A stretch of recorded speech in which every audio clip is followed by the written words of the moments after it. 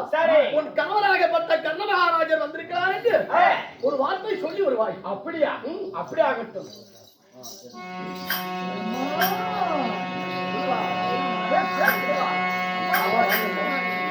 அம்மா ராணியம்மா, உன்னுடைய கணவன் வந்திருக்காருமா. என்னுடைய கணவன்? ஆமா. என்ன சொல்றேன்?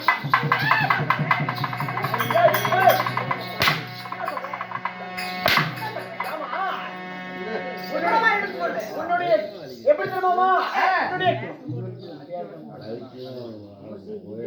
அம்மா, உன்னுடைய கணவன் அரண்மனைக்கு வெளியே இருக்காரு கர்ண மகாராஜன். உள்ள விட்டுட்டுமாமா? அரண்மனை உள்ள இழிவான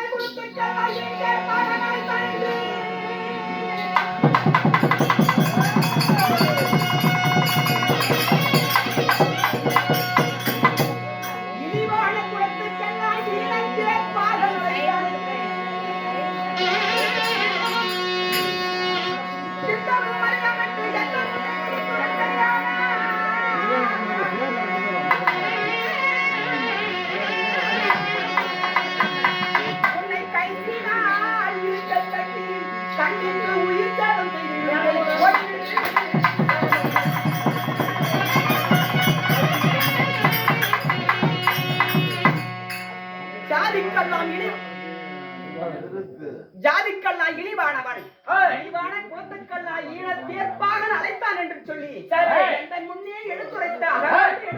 சொன்னால் கைத்தினால் இருக்க கட்டி கண்டிப்பேன் ஓடிவிடு. கோலையாகி சுந்தரமே, அம்மா ஐயா மகாராஜா அவற்று வளர்த்தாரா மனவாளரை வர சொல் என்று பொன்னுநாயகம் சொன்னதா? எப்படி சூப்பரா சொன்னாங்க. இப்படி எங்கே போகலாமா? வாருங்கள் போகலாம். நான் தான் போய் அடி வாங்கிட்டு வந்தேன்னா நீங்களும் போய் அடி வாங்குங்க. உன்னை அடித்து விட்டாங்க. ஆமாங்க. 2 கரங்களையும் பிடித்து கட்டி விட்டாங்க. நேரம் தாமதம். கோலையாகி சுந்தரமே, சரி, உங்கள் எஜமானாகிய பொன்னுடைய நாயகத்திரத்திலே பாண்டவருக்கு சுதர் பங்காளி, ஒரு குடலில் பிறந்தவர்கள், ஒரு தாய் மக்கள், ஒரு குலைக்காய் தம்பிமார்களோடு சமநாய யுத்தத்திற்கு நாளை நடக்கக்கூடிய மலையாள யுத்தத்திற்கு சமரைக்கு போகிறாராம் என்று தன் தம்பியோடு சண்டைக்கு போறாராம் ஒரு வார்த்தை சொன்னார். அப்படியா? பாண்டவருக்கு அண்ணன் அப்படின்னு சொன்னார். அப்படியா? அம்மா ராணியம்மா, பாண்டவருக்கு அண்ணன் என்ன சொல்கிறாய்? பாண்டவருக்கு அண்ணா சண்டைக்கு போறாராமா? பாண்டவருக்கு அண்ணனா? சரி, சண்டைக்கு போறாரா? ஆமா. சரி, கண்ண மகாராஜன் சொன்னாரு. அப்படியா? நான் ஏதோ சொன்னாரு, மறந்து விட்டேன்டா. பாண்டவருக்கு அண்ணன், பாண்டவத்துடைய மைந்தன், பாண்டவருக்கு தாயாதி என்ற ஒரு வார்த்தை உன் வந்து எடுத்துரைக்கிறாய். ஆமா. பாண்டவருக்கு தாயாதியா? பாண்டவருக்கு தாயாதி என்று சொன்னால் இதில் ஏதோ அர்த்தம் இருக்கிறது. என்ன செய்வது? ஏது செய்வது? சரி, பாண்டவருக்கு தாயாதி என்ற வார்த்தையின் செவில் கேட்டவனாலே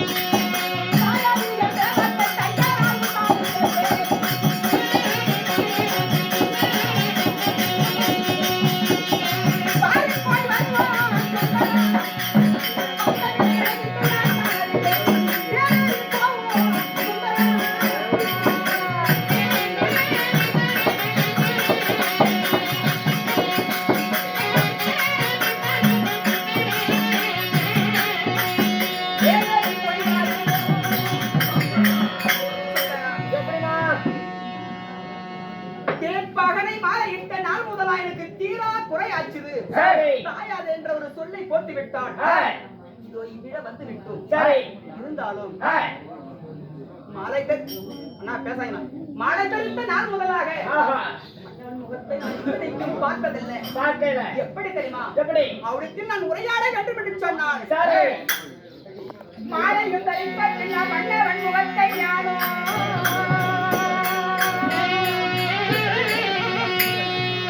மாலையும் தரிப்பட்டு நான் மன்னவன் முகத்தை யானோ சாலவும் கண்டறிய தையலே கொடிக்கேளா சேலை ஒன்றையும் மண்டா திரையாது வளர்த்தையானார் என்னது என்னதென்று வசதி போல் தோழிமாரே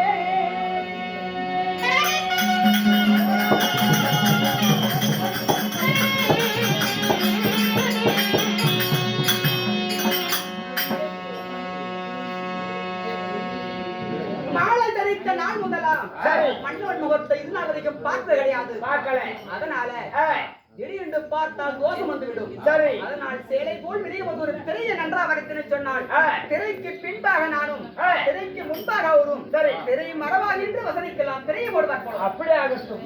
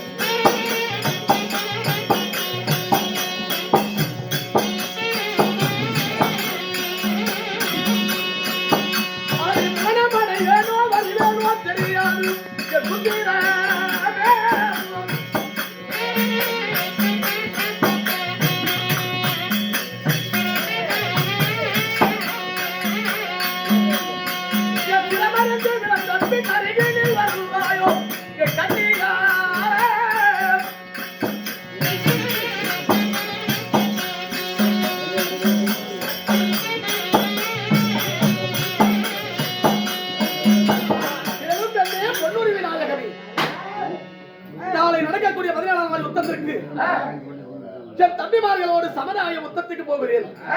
சுதர் பங்காளியோடு சண்டைக்கு போகிறேன். 8,84,000 சதுரமேல் கொண்ட 12,000 காதவஸ்லம் பிறந்தீங்க சம பூமிக்கு சண்டைக்கு போகிறேன். என் தம்பிமார்களோடு என் திருமணத்தை ஏற்படுத்தி பார்க்காத விட்டாலும் திரைக்கு அப்பால் நின்று உன் 2 கரத்தையும் நீட்டி வெத்தல நாமலை கொடுத்து விட்டால் ஓய்வர் ஊரே பெண்ணே போட்டு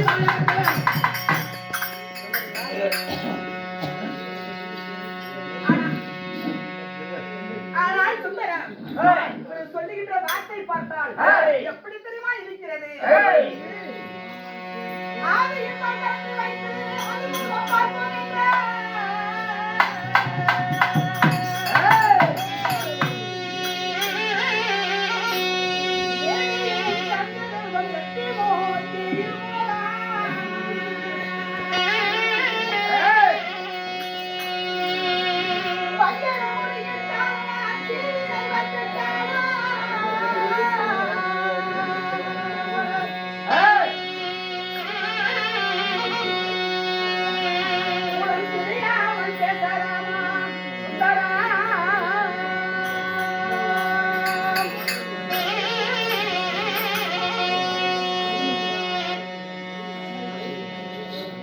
சொல்லுகின்ற வார்த்தை பார்த்தால் எப்படி தெரியுமா இருக்கிறது?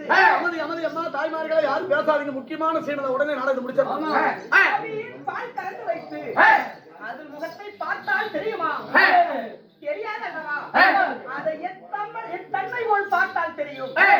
பாலை நன்றாக காய்ச்சி புறையிட்டு பொழுது விடிந்த பின்பு அதை கடைந்தால் வெண்ணெய் வரும். அந்த வெண்ணெயை அனலிலே உருக்கினால் அதாவது சுந்தரியம் போல் நெய்யாக உருவாகும். அந்த நெய்யிலே பார்த்தால் ஜோதி முகமாகப்பட்ட தெரியும். அத்தன்மை போல் குளம் ஓத்தரும் விவரமாக எடுத்துரைத்தால் பிறகு நான் வசனிக்கலாம் என்று சொன்னடி சுந்தரம். அப்படியாகட்டும், இதை வார்த்தைகள் தருகிறேன். அது எந்த குலத்தை சொன்னது போடு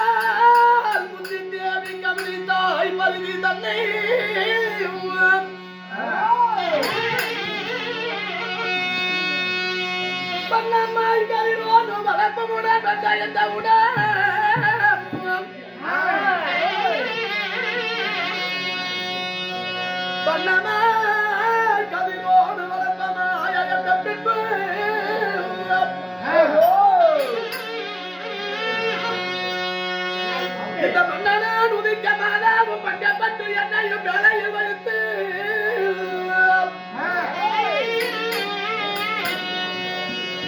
என்னையும் வேலையில் வைத்து எங்கிடமே செய்தால் ஆற்றிலே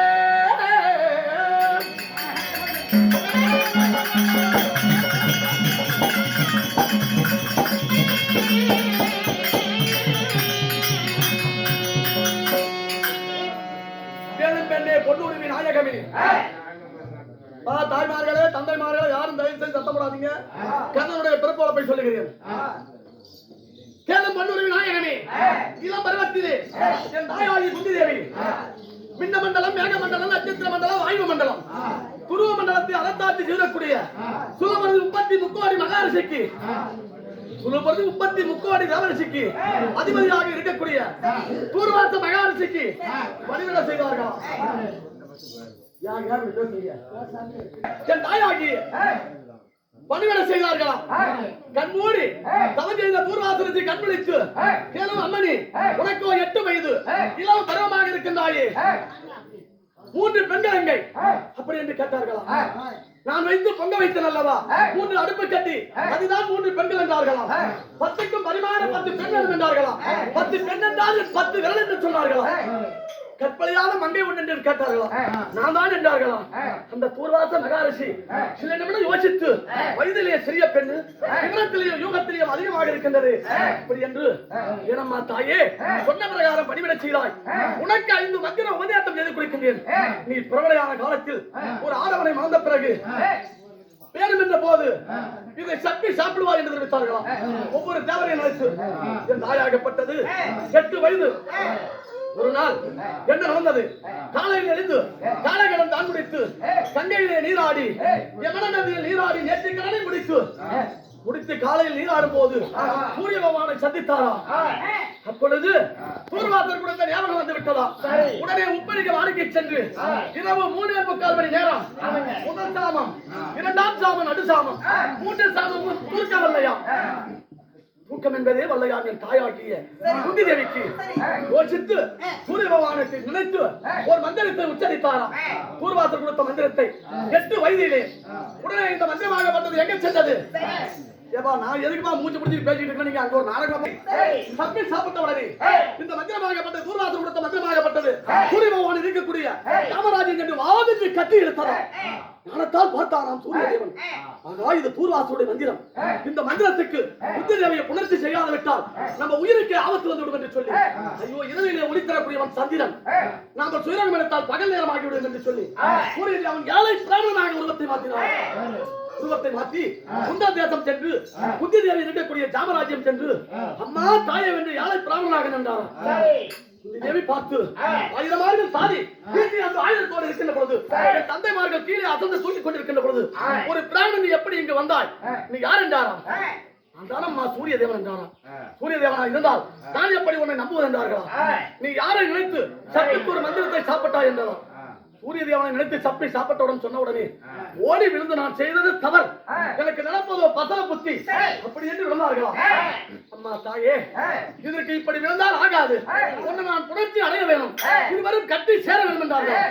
ஐயோ, எனக்கு இள வயது, பருவ காலத்தில் தான் ஒரு ஆடவனும் ஒரு பெண்மணியை சேர வேண்டும், எப்படி சாமி சேர்வன் என்றார்களா? நீ மட்டும் ஒத்துக்கொண்டால் உன்னை நான் பருவ பெண்ணாக ஆகிறேன் என்று சூரிய பகவான் சொன்னாராம். அப்படியே ஒத்துக்கொண்டாராம் தாயாகி குந்தி தேவி. உடனே சிறிய பெண்ணாக இருந்ததை பருவ பெண்ணாகி கட்டி சேர்ந்தார்களா? ரிஷி பண்டம் ராத்தங்காது என்று கோடி சூரிய பிறகு அந்த போல் ஒரு குழந்தையாக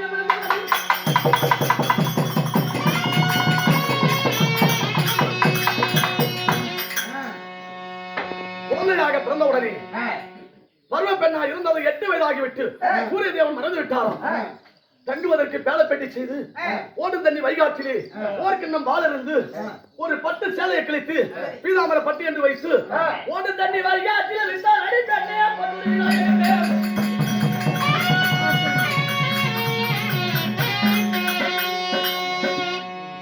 விடுகின்ற பொழுது இரவு 10 மணி சுமார், காலையில் 10 மணி சுமாருக்கு அஸ்தாபுரம் ஆற்றிலே பேலை மிதந்து போனதாம். பிறவியிலே கண்கள் குருடு. யாருக்கு? அஸ்தாபுரி வேந்தனாகிய நெடிகடல் சூழ்ந்த திருராசி மாமன்னனுக்கு. திருராசி மாமன்னனும் என்று சொல்லக்கூடிய அதிரவன் இருவரும் ஆனவாரம் செய்து கொண்டிருந்தார்களாம். சுவாமி அரசே, ஆற்றிலே அங்க பார் பேலை வருகின்றாராம். பேராசைப்பட்ட திருராட்டிடம், அப்பா, வேலை என்பது உனக்கு, வேலைக்குள் இருப்பது எனக்கென்று திருநாட்டியம் சொன்னான். பிடித்து தேர்ப்பாக என்று சொல்லக்கூடிய அதிபன் வேலையை துறந்து பார்க்கின்ற பொழுது ஒரு கோடி சூரிய பிரகாசம் போல் குழந்தையாக இருந்தான். ஐயோ, யாரோ ஒருவர் வளர்க்க தெரியாமல் வைகாற்றில் குழந்தையை விட்டு விட்டார்கள். அதே தேர்ப்பாக அதிரதா, இந்த குழந்தை எடுத்து வளர்த்து வாரம் செய்து வருவாய், உயிரோடு பிழைத்திருந்தால் நம்ம சேனையில் ஒருவனாகட்டும் என்று சொன்னாரா? யார் சொன்னது? யாரு? எங்க கவனிச்சுட்டு இருந்த? இதுதான் மகாராஜன் மாமன்னன். உடனே வளர்த்து வாழ்வு செய்து வருகின்ற பொழுது 8 மாதம் நான் தவறு குழந்தையாக சென்று தில்லி மாநகரம் அஸ்தாபுரம் ஆற்றிலே, இப்படி தில்லி மாநகரம் அஸ்தாபுரத்திலே அவர் சாப்பிடக்கூடிய சாதமோ 32 கிண்ணம். நான் சாப்பிடுவது திருநாட்டியம். ஒரு சாதத்தை அள்ளி சாப்பிட்டால் மறு சாதம் எல்லாம் புழுவாக்கி விடும். அவருக்கு பிறவிலே கண்கள் தெரியாதா? உடனே மானவானம் செய்து வந்து சாப்பிடுகின்ற பொழுது நான் தவறு குழந்தையாக சென்று என் 2 விரல் அந்த சாதத்திலே பட்டுவிட்டதாம். கண்ணு தெரியாத திருநாட்டியனுக்கு கண் வெளிச்சம் வந்ததாம்.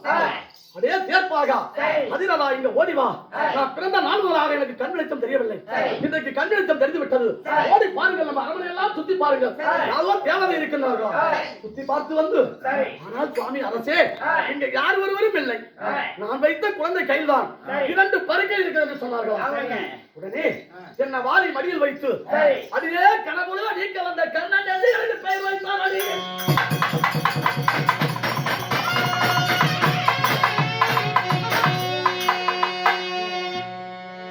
பெற்றவள் குந்தமாதேவி என்னை பேரு வைத்தான் திருதராட்டிடம் என்னை வளர்த்தவன் அதிரதன் என்று சொல்லக்கூடிய ஆசாரி என்னை வாழ வைத்தவன் துரிய மன்னன் இதுதான் அடி பெண்ணே பொன்னூரிலே நாயகன்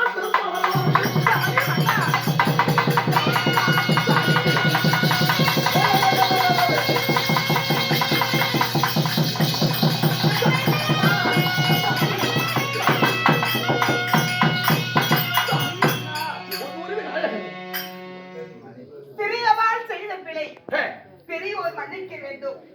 தாங்கள் குலம் அறியாமல் ஏதாயினும் தவறாக பேசியிருந்தான் என்னை மன்னிக்க வேண்டும் சாமி மன்னா. தவறு செய்யவில்லை.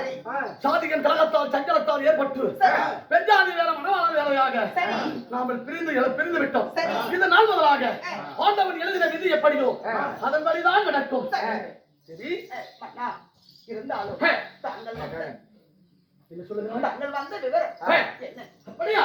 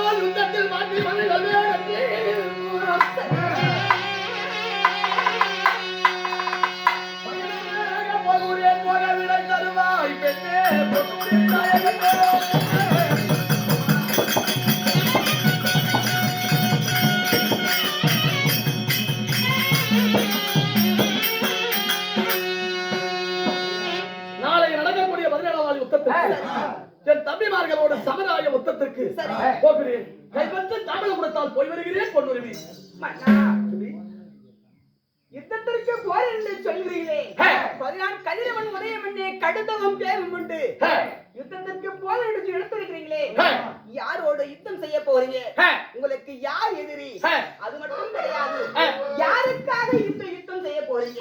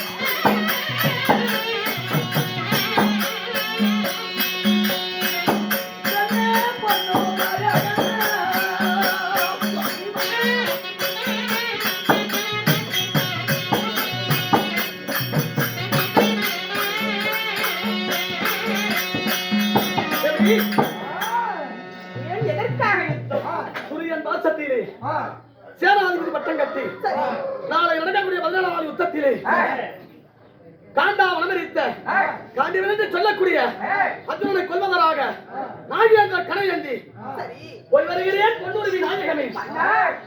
என்ன சொல்றீங்க? போயும் அந்த துரியதனுக்காகவா போர் புரிய போறீங்க? சாமி மன்னா என்ன சொல்லுகிறான் மன்னா? அந்த அழகா போறியோ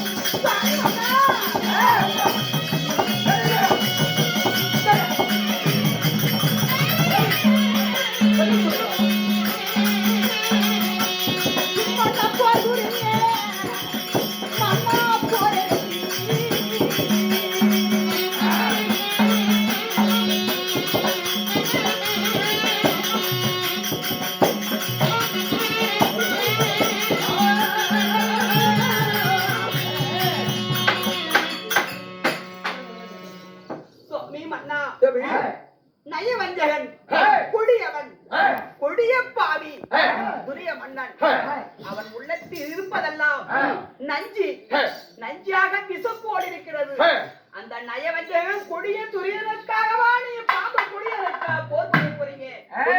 வேண்டாம் அண்ணா. பெண்ணே பொன்னுருவி, கொஞ்ச நேரத்துக்கு முன்பதாக தான் பாண்டவருக்கு அண்ணன், பாண்டவர்கள் தம்பிமார்கள் அப்படி என்று சொன்னார். குந்திக்கு மைந்தன், சூரியதேவன் எனது தந்தை அப்படி என்று உங்க வாயால் சொன்னீரே. போய் ஒரு தம்பியோடு சமராய யுத்தத்துக்கு போகிறேன் என்று சொல்லுகிறாயே பிரணவதி, இது நியாயமா? நீதியா என்று கேட்கின்றாய். நான் கொடியவனுக்காக போர் புரிய போறேன்னு சொல்றீங்களே, இது வேண்டாம். இதற்கு முன்பாக தான் உரைத்தீர்கள் ஒரு வசனம். குந்தமாதேவிக்கும் பிறந்தவன் நான், பாண்டவருக்கு அண்ணன் என்று எடுத்து உரைத்தீங்க. அதனால போயும் கொடிய துரியனுக்கு போர் புரிய வேண்டாம். சின்னவன் இடையார் என்று யாவரும் அறியாத காலத்தில் மன்னவன் திரதராட்டி தன் மகனே என்று என்னை வளர்த்து ஆர்வம் செய்தான். தங்குமா நாடு என்று சொல்லக்கூடிய நாட்டையே எனக்கு பட்டம் கட்டி வைத்தான். அஸ்தாபுரி வேந்தனாகிய துரியோதன மாமன்னன் நாடு நகரத்தை கொடுத்தான். கல்யாணம் ஆகாத மன்னனுக்கு அவனுக்கு கேட்ட பெண்மணி எனக்கு கல்யாணம் செய்து வைத்தான். சரியே, எந்த துச்சனோடு சேர்ந்தேனோ அந்த துச்சனோடு உப்பு ஊருக்காய தின்று வளர்ந்த இந்த பூத சடலமணி பெண் துரியனுக்கு சொந்தமாகும். சென்றோற்று கடனை தீர்ப்பதற்கு நான் சித்தமாக இருக்கின்றேன். அவனுடைய பால்வளத்தை புஜத்து சாப்பிட்டவன் கண்ணன். எந்த துத்தனோடு சேர்ந்தேனோ அந்த துத்தனோடு தான் நான் சேர வேண்டும். என்ன கேட்கின்றாய்? எப்படி